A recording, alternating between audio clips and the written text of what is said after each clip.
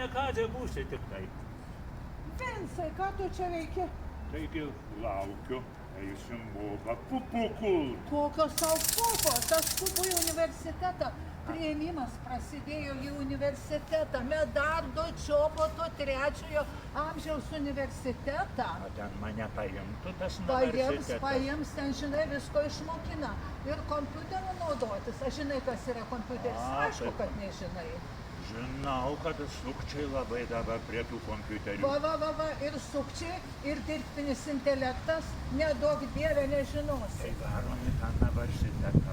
Varom, galim ir pavėluot, labai skubam.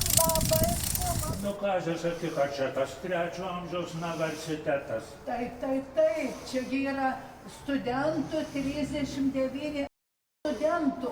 Mesgi studentais būsim, tai parašyta. Medardo Čoboto 3-ojo amžiaus universitetas 2-ame aukšte. Gaudiamus Sigitor, juveles dum sumus.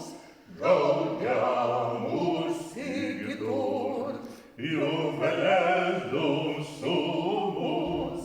Post jucundam juventutem, post molestam senectutem, nos gabedit humus, nos gabedit humus.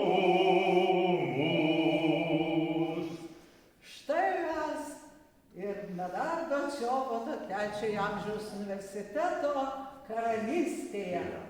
Jau 5 metai kaip čia. Mes esame studentai.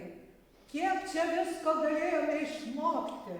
Taip, ir kompiuteriai, ir politika, ir literatūra, ir knygų leidyba. Ir istorija, ir tautodailė, Ir dainos, ir šokiai.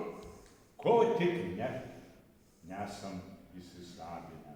Ir aiškus žodis, skaitovai, turizmas, kultūra. Kiek pasaulio mes pamatėme.